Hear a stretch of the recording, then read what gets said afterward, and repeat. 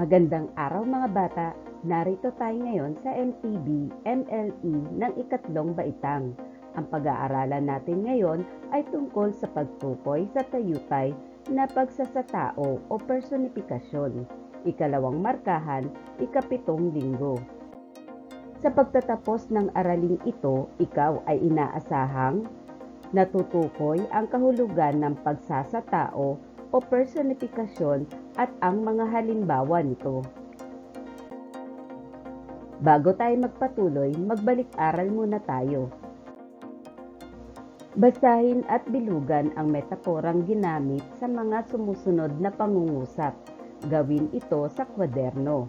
Bilang isa, ang kamay ng aktres ay yelo sa lamig dahil siya ay kinakabahan.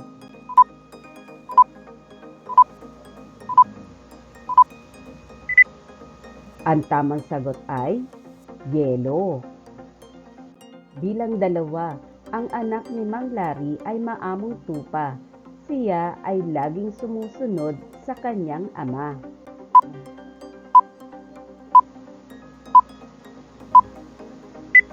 Ang tamang sagot ay maamong tupa. Bilang tatlo, isang malaking palasyo ang tahanan ng aking kaibigan.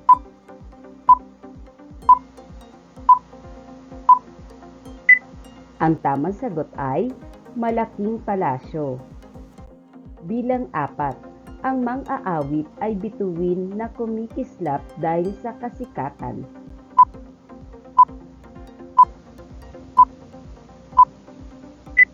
Ang tamang sagot ay bituin. Bilang lima, ang bagong silang na anak ni Jessica ay isang magandang rosas.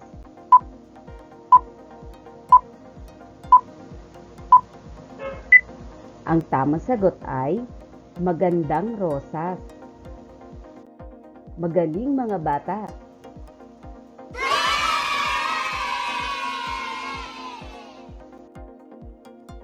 Wala siyang angal kahit palagi siyang tinatawag na mga hugasin na pinagkainan sa kusina. Kaya bang tawagin na mga hugasin ang isang tao?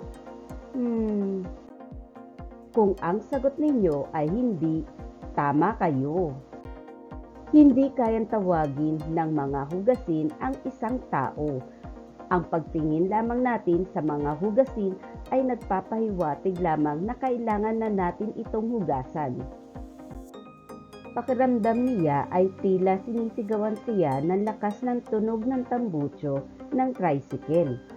Ang tunog ng tambutso ay inihahalin tulad sa pagsigaw.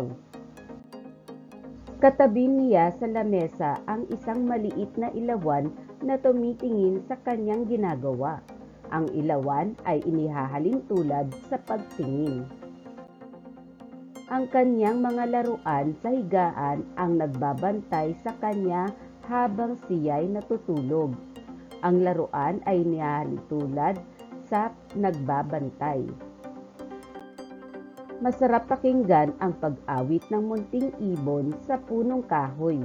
Ang huni ng ibon ay inihahalin tulad sa pag-awit. Wala namang kakayahang gawin ng hugasin, tricycle, ilawan, laruan at ibon ang ikinilos sa pangungusap. Inihalin tulad ang mga aksyon na nabanggit sa ginagawa o kakayahan ng tao. Ang pagtawag, pagsigaw, tumingin, magbantay at umawit ay gawain o kilos na nililikha lamang ng tao. Sa makatuwid, ang pagsasatao o personifikasyon ay ang pagpapataglay ng kilos o katangian ng tao sa bagay o hayop. Gawain isa, basahin ang kwento, sagutin ang mga tanong at isulat ang sagot sa iyong kwaderno. Ang batang si Randy, isinulat ni Renante R. Soriano. Dahil sa mabuting pag-uugali, may tuturing na huwarang bata si Randy ng kanyang mga magulang. Sa tuwing araw ng Sabado at Linggo, nagagawa niyang tumulong sa mga magulang lalo na sa mga gawaing bahay. Wala siyang angal kahit palagi siyang tinatawag na mga hugasing pinagkainan sa kusina. Paminsan-minsan ay sumasama rin siya sa kanyang nanay sa pamamalengke. Sa tuwing siya ay sasakay sa tricycle na kasama ang kanyang nanay, pakiramdam ni Randy ay tila sinisigawan siya ng lakas ng tunog ng tambutso ng tricycle. Kasabay nito, ramdam din ang pagtambol ng kanyang puso dahil sa kaba. Ngunit dahil kasama ang kanyang nanay, batid niyang siya ay ligtas. Sa gabi naman, bago matulog ay gumagawa siya ng kanyang takdang aralin. Naririnig niya ang pag-awit ng ibon sa punong kahoy. Katabi niya sa lamesa ang isang maliit na ilawan na tumitingin sa kanyang ginagawa. Tinatanong siya ng kanyang mga magulang kung may mga hindi niya kayang sagutan ng mag-isa. Ugali rin niya ang palaging pagdarasal bago matulog. Nagpapasalamat siya sa lahat ng biyayang nakamtan sa buong maghapon. Ang kanyang mga laruan sa higaan ang nagbabantay sa kanya habang natutulog. Bilang isa, sino ang itinuturing na huwarang bata sa kwento? A. Randy, B. Brando, C. Randy.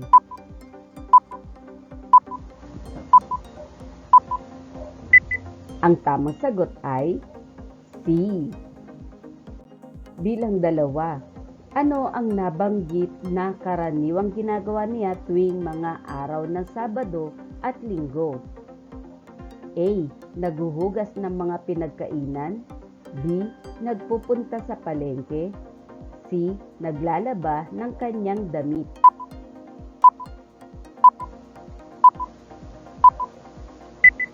Ang tamang sagot ay A. Bilang 3, ano ang katabi niya sa mesa habang siya ay gumagawa ng takdang aralin? A. Baso, B. Ilawan, C. Radyo.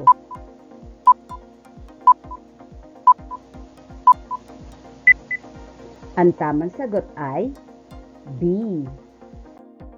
Bilang 4, ano ang nagbabantay sa kanyang higaan kapag siya ay natutulog?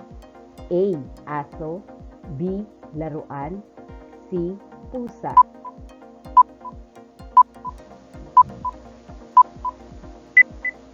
Ang tamang sagot ay B. Bilang 5, ano ang tila sumisigaw sa kanya habang nakasakay sa tricycle? A. Malakas na ihip ng hangin, B. Malakas na tunog ng radyo, C. Malakas na tunog ng tambutso.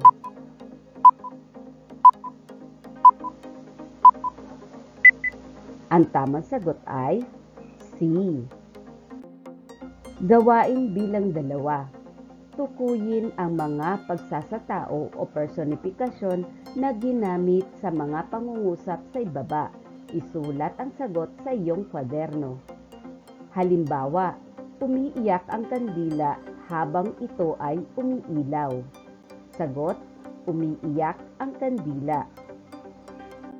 Bilang 1, sumasayaw ang mga kawayan sa hangin.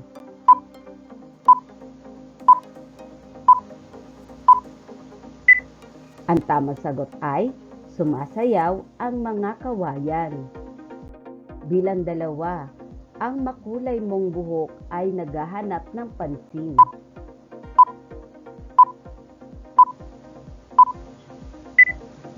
Ang tamang sagot ay buhok na naghahanap ng pansin. Bilang 3, galit na bumuhos ang ulan kagabi.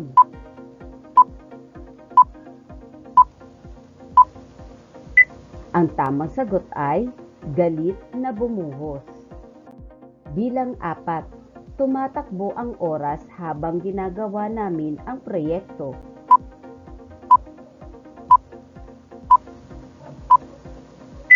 Ang tamang sagot ay tumatakbo ang oras. Bilang 5, Ang mga bulaklak sa hardin ay nakangiti sa akin.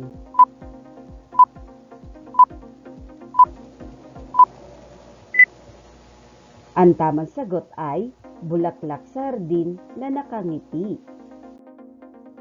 Gawain bilang 3. Iguhit ang masayang mukha kung ang pahayag ay gumagamit ng pagsasatao. Iguhit ang malungkot na mukha naman kung hindi. Gawin ito sa kwaderno. Bilang 1. Nakikipagsayaw ang mga dahon sa hanging amihan. Bilang 2. Nahiya ang buwan at nagkanlong sa ulap. Bilang 3. Ang utak niya ay kasing laki ng butil ng mani. Bilang 4. Mabilis ang takbo ng oras kaya hindi niya namalayang uwian na pala. Bilang 5. Ang pag-ibig ko sa iyo ay kasing lalim ng dagat. Mayroon kayong 1 minuto para ito ay gawin.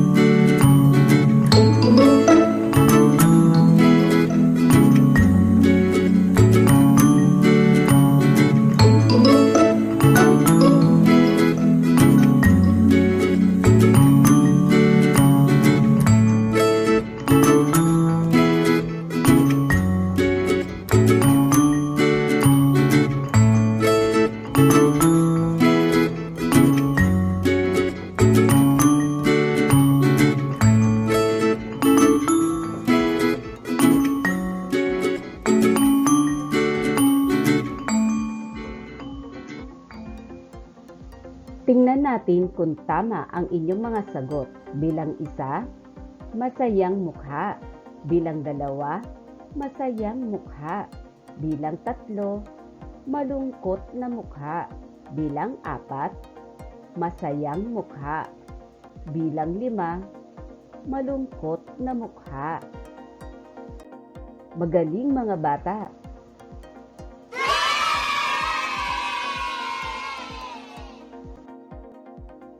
Tandaan, ang pagsasatao o personifikasyon ay tayutay na inihahalin tulad ang bagay o hayop sa katangian o kilos ng tao.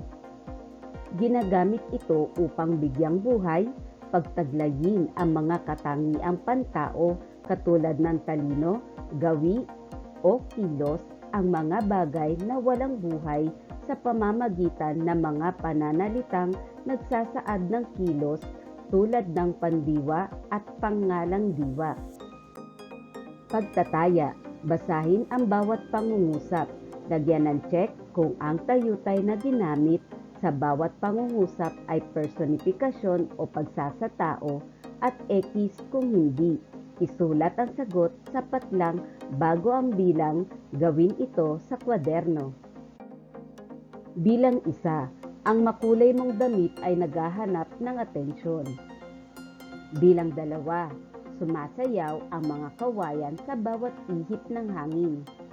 Bilang 3, hayaan mong magsalita ang dyaryo para may maintindihan ka. Bilang 4, hinalikan ako ng malamig na hangin. Bilang 5, ang mga bituin sa langit ay kumikindat sa atin.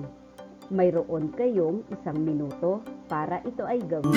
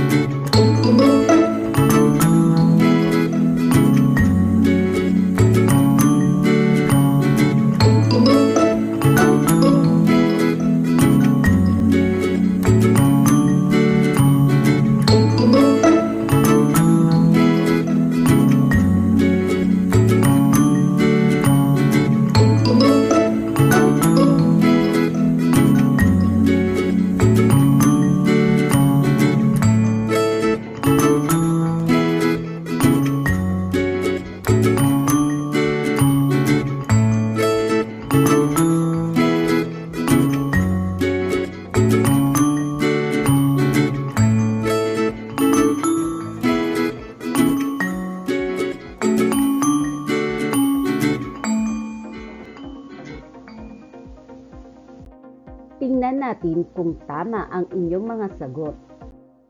Bilang 1, check. Bilang 2, check. Bilang 3, check. Bilang 4, check.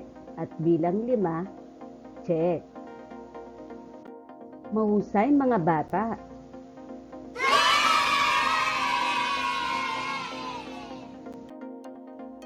Para sa performance task sa MTB, magbigay ng 5 halimbawa ng pagsasatao o personifikasyon. Isulat ito sa malinis na papel. Maraming salamat mga bata. Hanggang sa muli.